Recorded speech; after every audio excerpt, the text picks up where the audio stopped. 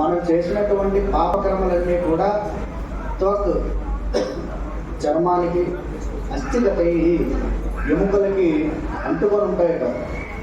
అవి ఎప్పుడు పోతాయి అంటే మన శరీరం అగ్నిహోత్రం పాలయ్యి మన ఎముకలన్నీ కూడా కందపాలైనప్పుడే ఈ పాపాలన్నీ కూడా పోతాయి. ఈలోపే ఆ భగవంతుడు ఇవన్నీ రెండు కలిసి ఉన్నప్పుడే ఆ రెండింటితోనే భగవదారాధన చేస్తే అప్పటిదాకా కాకుండా ఇప్పుడే మనం చేసినటువంటి పాపకర్మలన్నీ కూడా ఏదైతే ఒక కొండంత దూది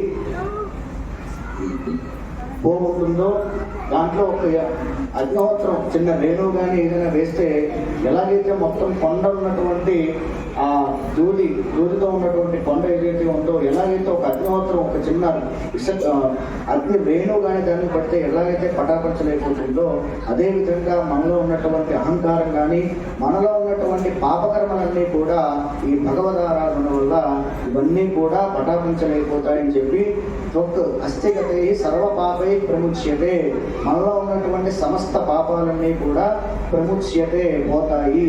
సర్వభూతేషు అపరాజితో భవతి తతో భూత ప్రేత విశాఖ బద్ధ బ్రహ్మరాక్షస.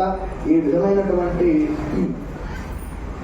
అన్ని మనలో ఉన్నటువంటి అహంకార గుణాలన్నీ కూడా భగవంతుడికి అర్పిస్తూ ఆయనకి పుష్పాల రూపంలో నాకున్నటువంటి అజ్ఞానం అంతా కూడా నీకు ఇచ్చేస్తున్నాను అని చెప్పి ఆయనకి ఇచ్చి నిర్మాల్య రూపంలో పడేసేయడమే ఈ యొక్క మహాన్యాసంలో చెప్పబడినటువంటి ముఖ్యమైనటువంటి ఆ మంత్రాలకి, ఆ మంత్రాల యొక్క ఆంతర్యం, దాని అర్థం, దాని యొక్క తాత్పర్యం ఏదైతే ఉందో మనం పూర్తిగా తెలుసుకొని అంతా కూడా ఫిల్టర్ చేసి చివరికి ఏదో వస్తుంది కదా, ఆ తెలుసుకున్నది మాత్రమే, ఆ ఇంత మాత్రమే మీకు చెప్పాము.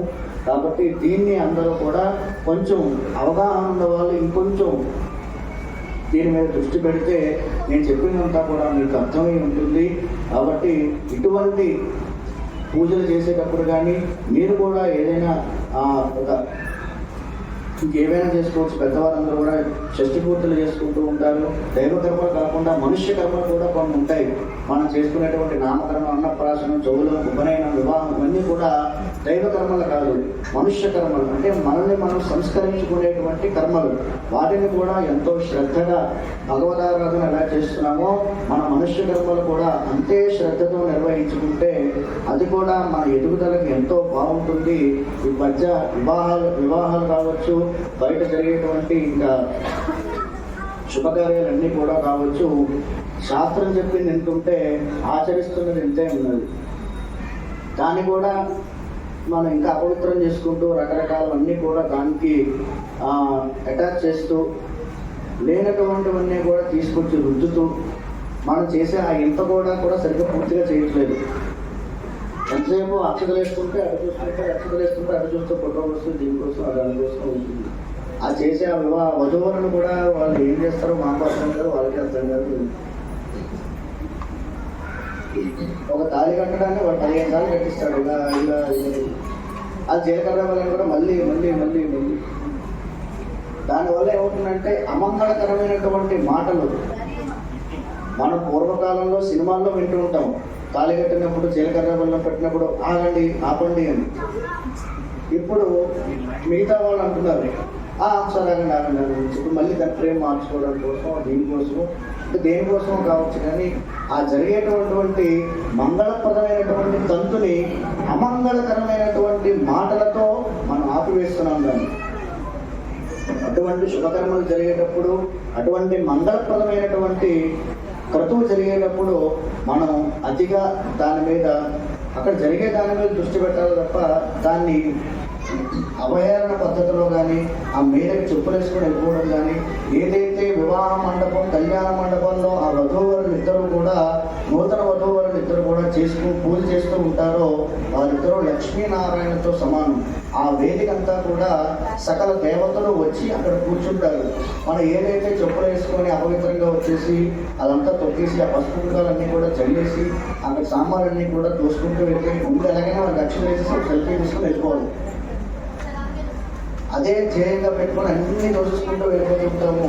అక్కడ కనీసం ఒక పవిత్రత లేకుండా ఆ వేదికని, వివాహ వేదికని అంటే ఎంతో దేవతలు, 33 కోట్ల దేవతలు కూడా వారి ఆశీస్సులు అందుకుంటేనే తప్ప వాళ్ళు జీవితాంతం కలిసి కాపురం చేసే ఇది ఉండదు.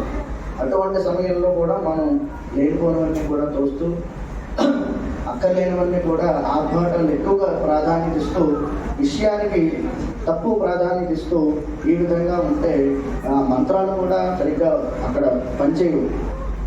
మంత్రానికి ఎప్పుడు కూడా పవిత్రత అనేది ఎంతో అవసరం కాబట్టి అటువంటి పవిత్రత లేని చోట మంత్రాలు కానీ దాని శక్తి కానీ కూడా ఎప్పటికీ కూడా అక్కడ పనిచేయదు. ఎప్పుడైతే పవిత్రత ఉంటుందో అక్కడ మంత్రాలు ఉచ్చరిస్తే అది ఖచ్చితంగా పని జరుగుతుంది, పాజిటివ్ వైబ్స్ అనేవి వస్తాయి ఖచ్చితంగా. కాబట్టి అటువంటి మంత్రాలు ఇప్పుడు రుద్ర మంత్రాలన్నీ కూడా ఇప్పుడు చదువుతూ ఈ యొక్క పరమేశ్వరుడికి అభిషేకం చేస్తారు. రుద్ర మంత్రాలు ఎంత విశేషం అంటే ఒక వేదం అధ్యయనం చేయాలి అంటే 12 సంవత్సరాలు పడుతుంది. అంటే అది ఎంత ఉంటుందో దాన్ని మీరు ఆలోచించండి. దాన్ని ఆ చివరి నుంచి ఈ చివరి వరకు రాస్తే, అంటే ఏ నుంచి జెడ్ వరకు రాస్తే మధ్యలో నమః శంభవే చ మయోభవే చ నమః శంకరాయ చ మయస్కరాయ చ నమః శివాయ చ శివతరాయ చ, ఏదైతే నమః శివాయ పంచాక్షరి అన్నది యజుర్వేదానికి మొత్తం 82 పన్నాల్లో మధ్యలో ఉన్నటువంటి 5 అక్షరాలు అవి. ఈ 5 అక్షరాలనే మనకి పంచాక్షరిగా మనకు అందించి ఈ 5 అక్షరాలే మనం చదివితే చాలు, మనం ఉచ్చరిస్తే చాలు, వేదం మొత్తం చదివినట్టే అని దాని అర్థం.